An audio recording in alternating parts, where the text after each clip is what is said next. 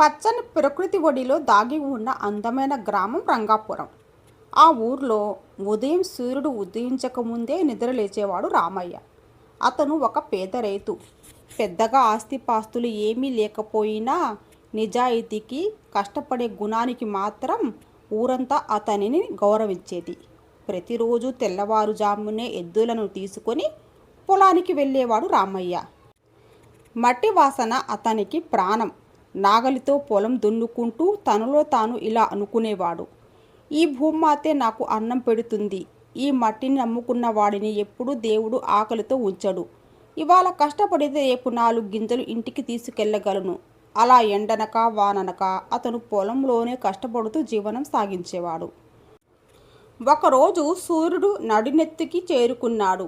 మిట్ట మధ్యాహ్నం ఎండ మాడిపోతుంది. రామయ్య చెమటలతో తడిసి అలసిపోయినా పని మాత్రం ఆపలేదు. నాగలి దువ్వుతూనే ఉన్నాడు. అకస్మాత్తుగా ఠంగ్ అని గట్టిగా శబ్దం వచ్చింది. నాగలి ఇనుపరు దేనికో గట్టిగా తగిలింది. ఎద్దులు ఒక్కసారిగా ఆగిపోయాయి. అరే, ఏంటది?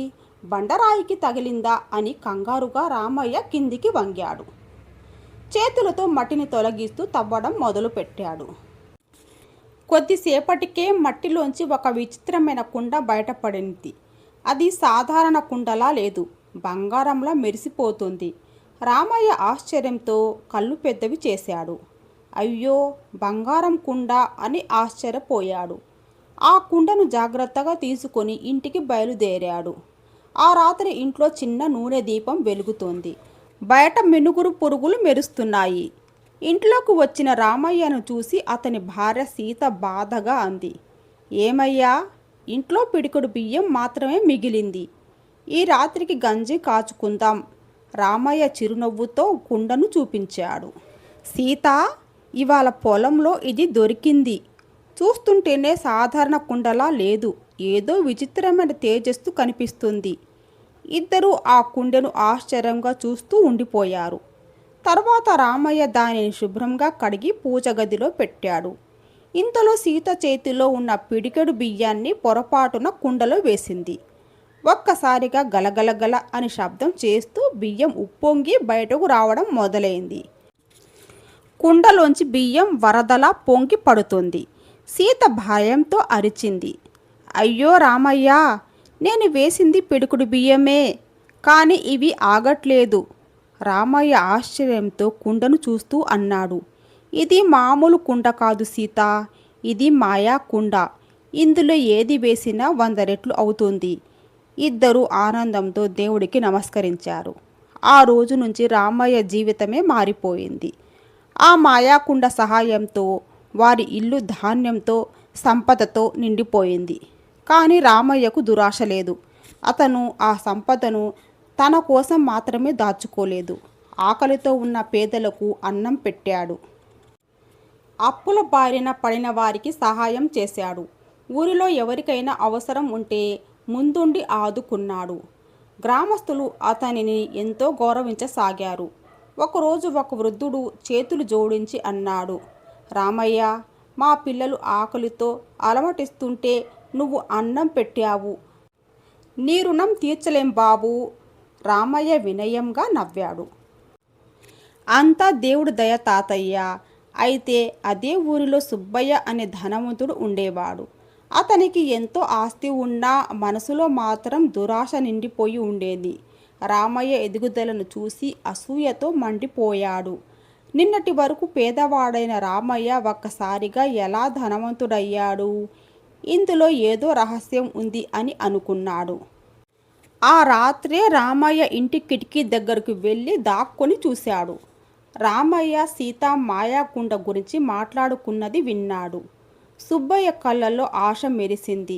ఆహా, ఈ మాయాకుండ నా చేతికి చిక్కితే నేను ఈ ఊరికి మహారాజునైపోతా అని పన్నాగం పన్నాడు. మరుసటి రోజు అర్ధరాత్రి అందరూ నిద్రలో ఉన్నారు. సుబ్బయ్య పిల్లిలా నడుచుకుంటూ రామయ్య ఇంట్లోకి దూరాడు. జాగ్రత్తగా మాయాకుండను ఎత్తుకొని తన ఇంటికి తీసుకుని వెళ్ళాడు. ఇంటికి చేరగానే అతను పిచ్చి ఆనందంతో నవ్వసాగాడు. ఇప్పటి నుంచి బంగారం అంతా నాదే అని తన దగ్గర ఉన్న 10 బంగారు నాణేలను కుండలో వేశాడు. క్షణాల్లో కుండ నిండా బంగారు నాణేలు పొంగి పడ్డాయి. సుబ్బయ్య కళ్ళల్లో అత్యాశ మరింత పెరిగింది. ఇంకా కావాలి, ఇంకా కావాలి అని ఇంట్లో ఉన్న బంగారం, వెండి అన్నీ కుండలో వేయసాగాడు. అయినా అతనికి తృప్తి కలగలేదు. ఈ కుండ ఎంత లోతుగా ఉందో చూద్దాం అని కుండలోకి తల దూర్చి చూడబోయాడు. అంతలో కాలు జారి కుండ లోపల పడిపోయాడు. ఆ మాయా కుండలోకి ఏది వెళ్తే అది 100 రెట్లు అవుతుంది కదా. కాసేపటికి కుండలోంచి ఒక్క సుబ్బయ్య కాదు, 100 మంది సుబ్బయ్యలు బయటకు వచ్చారు. అందరూ ఒకేసారి అరవడం మొదలుపెట్టారు. నేనే అసలు సుబ్బయ్య, ఆ కుండ నాది, బంగారం నాదే, నువ్వెవడ్రా అని కొట్టుకోవడం మొదలుపెట్టారు. ఇంట్లో పాత్రలు పగిలిపోయాయి, కుర్చీలు ఎగిరిపోయాయి. గుద్దులాటలు, అరుపులు, గోలతో ఇల్లు మొత్తం కంపించింది. చివరికి ఒక పెద్ద శబ్దంతో మాయా కుండ నేలపై పడిపోయి ముక్కలైపోయింది. కుండ పగిలిన క్షణంలో దాని మాయాశక్తి అంతా నశించింది.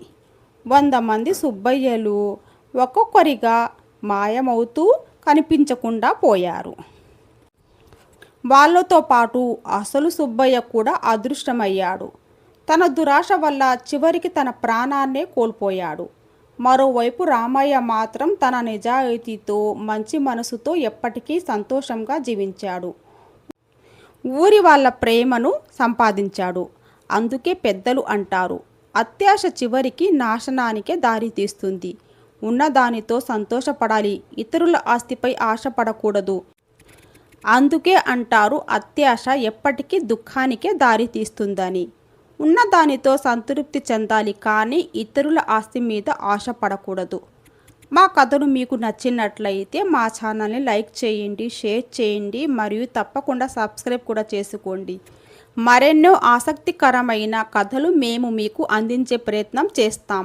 మా కథల మీద మీ అమూల్యమైన అభిప్రాయాన్ని తెలియచేయండి. Thank you for watching.